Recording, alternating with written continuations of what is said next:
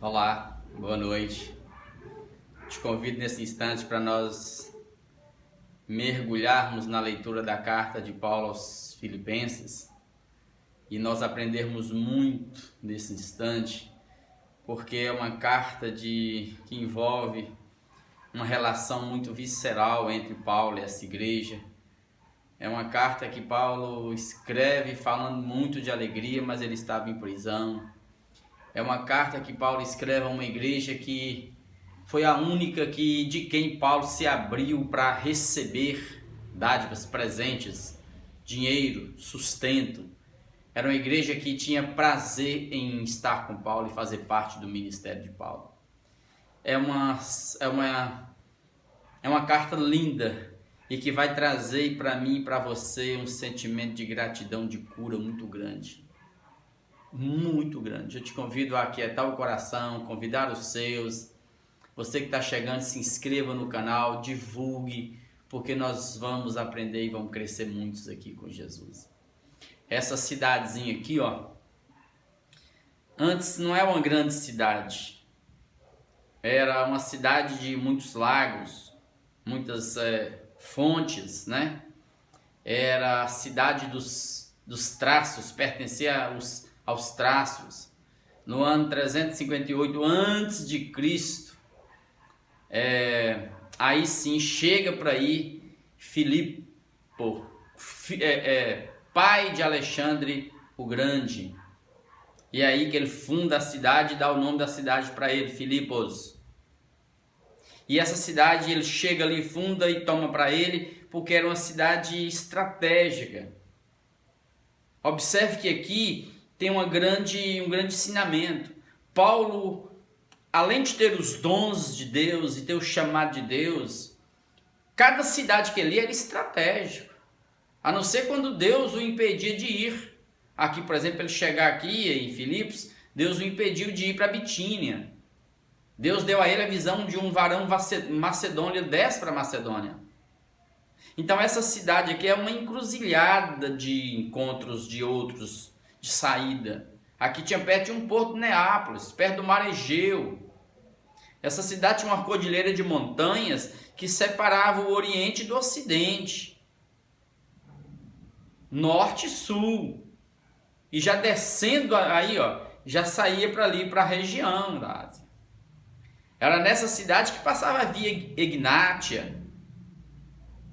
Ou seja, tudo que fluía da Europa para a Ásia passava por essa via, era uma via real. Então Filipos funda, por quê? Porque tinha montanhas, nessas montanhas tinha ouro. Embora no primeiro século já estava bem decadente de ouro, porque os colonos já tinham devastado quase tudo e tirado quase tudo, mas eles deixaram ali seus costumes, suas religiões. Todo lugar de encontro, todo mundo que vem traz seus deuses. Aqui tinha deuses traços, deuses egípcios, asiáticos, deuses romanos, deuses gregos. Estava tudo presente aqui nessa cidade. E Paulo chega nessa cidade debaixo de perseguição. Ele vem de uma perseguição muito grande. E aí ele finca e hasteia ali naquela cidade a bandeira do Evangelho de Jesus. E nasce ali uma igreja muito vinculada a Paulo, fiel a Paulo, e que Paulo amava muito. Você vê que antes de qualquer coisa, amados, eu sei que Paulo escreve outras coisas, a unidade da igreja, ele vai trabalhar muita coisa, mas a principal causa aqui é a gratidão de Paulo àqueles irmãos. Então vamos viajar nessa carta aqui. Essa cidade, nesse instante agora, já tomada por Roma, é uma colônia romana. E com uma colônia romana, essa cidade era uma miniatura de Roma. Os costumes eram romanos, embora muitos falassem o grego ali, porque já era a região que já tinha sido helenizada antes, mas o latim é que prevalecia. Sim, a arquitetura era romana, as vestes eram romanas, o dinheiro que circulava era romano. O nome dos seus líderes eram líderes de magistrados romanos. Ou seja, Roma estava presente ali, fincou suas bases ali. Era uma cidade livre disso, livre daquilo. Eles se gabavam de serem chamados romanos, os filipenses. Então era uma cidade muito importante para Roma, colônia de Roma. E Paulo chegou nessa cidade. E antes de ler qualquer coisa com você, amados, aqui na carta aos Filipenses, eu quero investir um pouquinho mais de tempo para mostrar para vocês, ó, se nós abrirmos aqui em Atos 16, é um capítulo muito importante para nós, porque quando Paulo chega nessa cidade no capítulo 16, e ele desce, sai de Troade, né? Ele sai, né? Não dava para mais evangelizar a Ásia, ele sai de lá percorrendo, e ele vem para Troade, ele navega até Troade. De Troade, no dia seguinte, ele segue para Samotrácia, da Samotrácia ele desce no porto de Neápolis. A de Neápolis ele segue o caminho até a Macedônia, e na Macedônia ele chega em Filipos. Filipos é a primeira cidade da Europa a ter uma igreja plantada, uma igreja cristã plantada, é a primeira.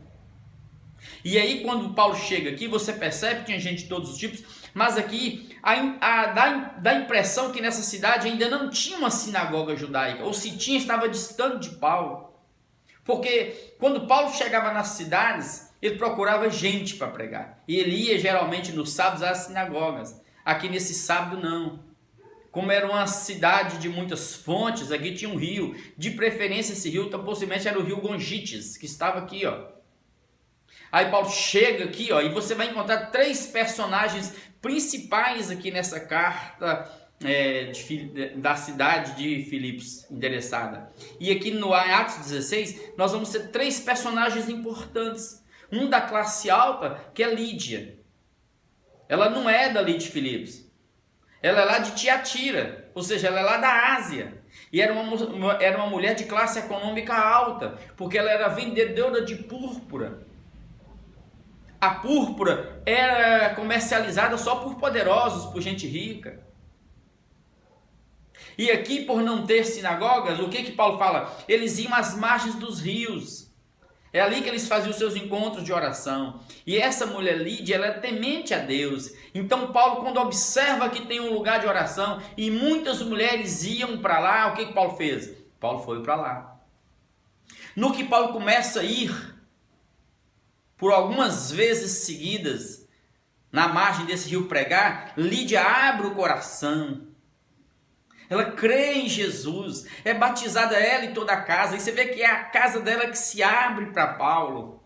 É ali que nasce uma igreja, na casa de uma mulher Lídia, amados.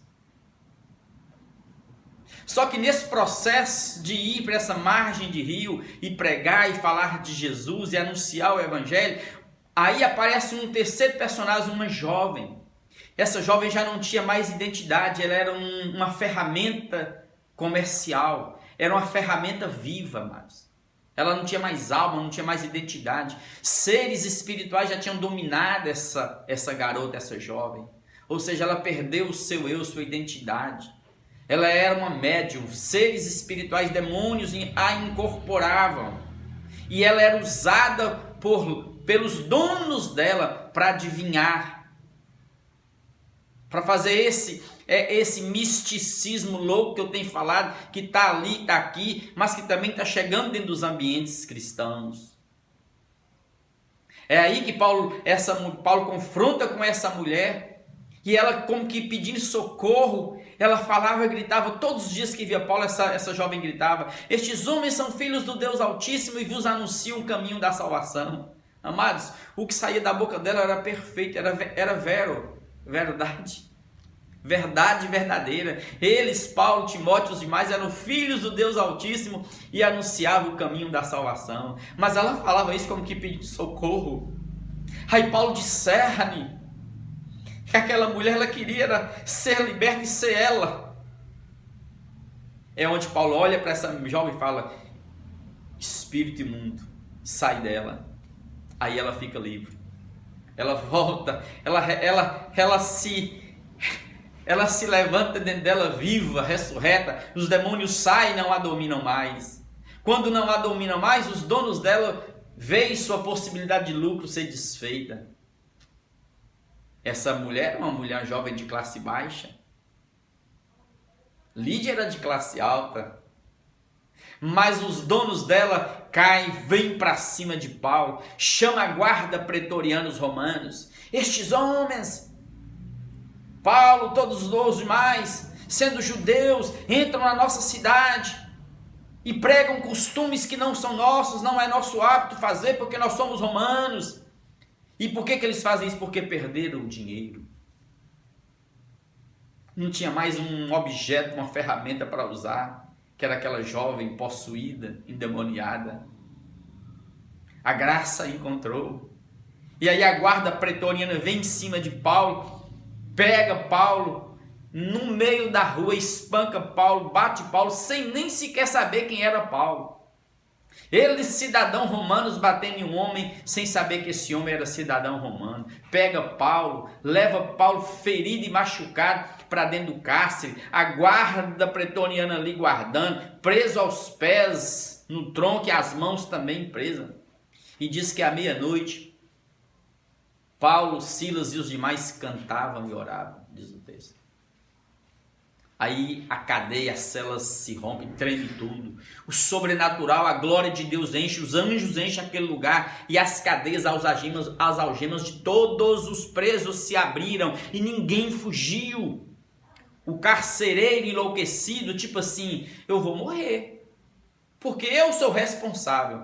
A guarda pretoriana ficar sabendo que esses caras fugiram, eu vou morrer. Então, para mim não morrer debaixo do Império Romano, eu prefiro me suicidar, sem entender nada, sem compreender nada. Quando ele ia se suicidando para não morrer debaixo do Império Romano, porque todos ficaram livres, Paulo falou assim, não te faças isso. Isso não é culpa sua. Isso é ação de Deus, ninguém vai morrer aqui. Aí ele, mais enlouquecido ainda, mais preocupado, atônito, o carcereiro fala, o que eu devo fazer para ser salvo? Aí Paulo diz, crê no Senhor Jesus e será salvo tu e tua casa. E ele creu. Naquela mesma noite ele leva Paulo para a casa dele, Paulo batiza toda a casa dele, de madrugada, gente. Já vê, não tem batistério, não tem rio, não tem nada. Ninguém mergulhou. Batizou ele e toda a casa dele, do carcereiro. Com certeza mulher e filhos, crianças, o que tivesse. É assim que a palavra de Deus chega na cidade de Filipos. Até hoje tem as ruínas dessa prisão de Paulo, onde Paulo ficou preso aqui em Filipos. É por isso que essa carta carrega para mim e para você um significado profundo. E nós queremos que nesse instante Deus encha-me e encha você. E que nos cure, e que nos fortaleça, e que nos faça alegres mesmo em meio às lutas. E eu quero iniciar apenas a carta com vocês, dizendo para você que a obra que Deus começou em você, Ele vai dar conta de ir até o final. Deus não faz elefante branco, como os homens fazem. A obra que Deus começou, Deus termina. E Deus é contigo. E Deus nos levará a salvo até aquele grande dia. Quer ver? Paulo e Timóteo, servos de Cristo Jesus.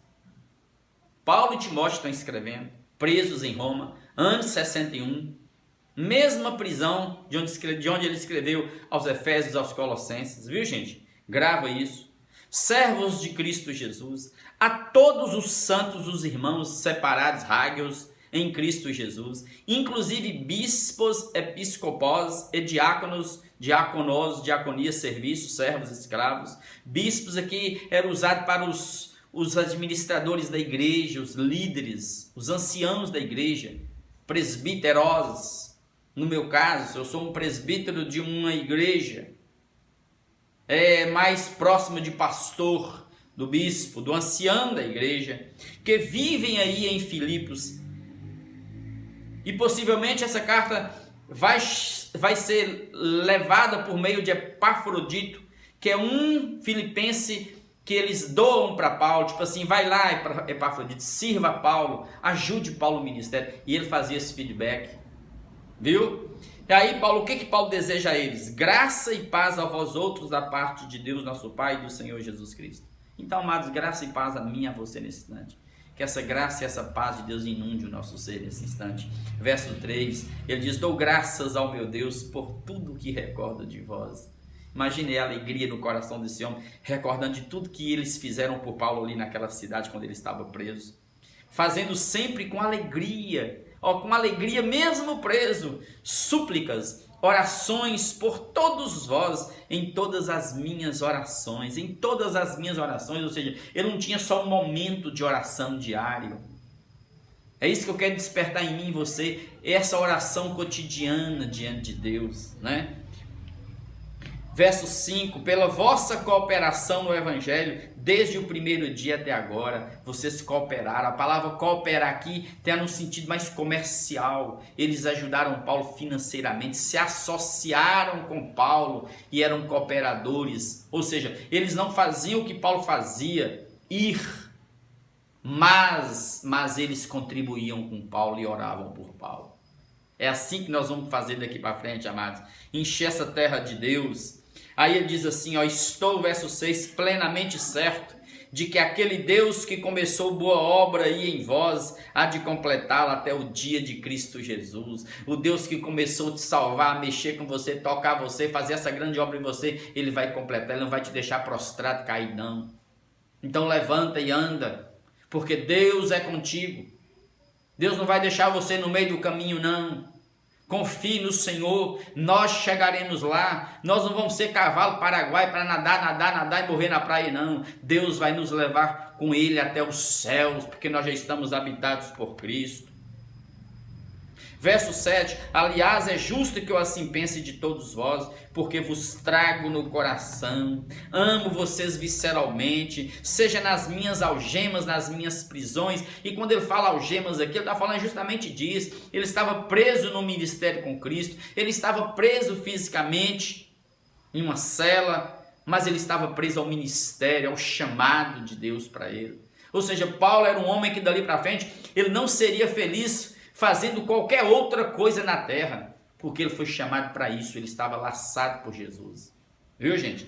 Seja nas minhas algemas, seja na defesa e confirmação do Evangelho, pois todos sois participantes da graça comigo. Então, seja eu preso, seja eu pregando, defendendo a cruz, o Evangelho de Jesus, vocês são participantes comigo, ou seja, vocês estão comigo. Existe uma cumplicidade entre nós. Quando vocês oram por mim, põem as mãos sobre mim, me abençoando. Quando eu oro por vocês, abençoo vocês. Nós estamos sendo cúmplices. Vocês estão sofrendo junto comigo, vocês estão se alegrando junto comigo. Pois minha testemunha é Deus, minha consciência sabe disso, e minha testemunha é Deus, já que não tem ninguém aqui que possa ver o que está dentro de mim, da saudade que eu tenho de todos vós, na eterna misericórdia de Cristo Jesus. É a mesma coisa, amados. Saudade que nós temos agora de dar um abraço no outro, de voltar para as nossas reuniões de segunda-feira, toda segunda-feira, as crianças ali com a minha esposa, nós aqui reunidos. É graça de Deus, amados. O coração da gente chora de alegria, esperando o momento de nos reunirmos. E também faço esta oração, 2 pontos, verso 9, que o vosso amor, e eu estou fazendo essa oração por você e por mim, que o nosso amor aumente mais e mais em pleno conhecimento de Deus e toda percepção espiritual.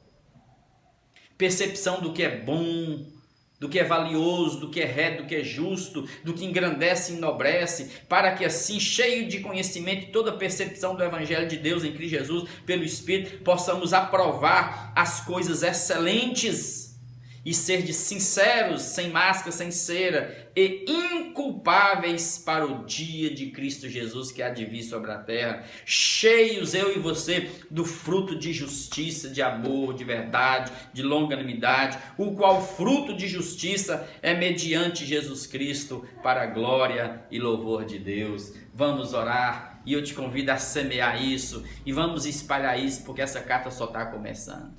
Deus, agora escuta o meu clamor, o clamor dos teus filhos que estão aí agora conosco, lendo essa palavra, ouvindo essa palavra, bebendo da fonte. Aumenta o nosso conhecimento no Evangelho, aumenta a nossa percepção espiritual, dando-nos discernimentos espirituais para sabermos separar o que é santo do que é profano, aprovarmos apenas as coisas excelentes do amor, da verdade, da justiça, para que o fruto do Senhor cresça em nós, alcançando outros. Abençoe a minha casa, a casa dos teus filhos, abençoa-nos e enche-nos deste amor do Senhor, entranha em nós a cada vez mais, ó Deus, visceralidade afetiva, de gratidão uns para com os outros, como foi entre Paulo e essa igreja. Muito obrigado, Pai. Em nome de Jesus, sopra sobre nós o vento do Espírito, o vento da graça, e repreenda, Pai, nesse instante, toda seta, todo dardo inflamado do maligno contra nós, levando-nos, Pai, levando-nos a cada dia aos pés da cruz, banhados pelo sangue, entrando e saindo com liberdade, alimentando, Pai, ó Deus, do Senhor, nos pés do Senhor, porque o Senhor é o nosso pastor e o Senhor nunca nos faltará, nunca, o Senhor não nos faltará. Obrigado então, Pai, supra cada um agora e liberte, restaure, refrigere e cure os teus filhos em nome de Jesus. Amém, amém e amém.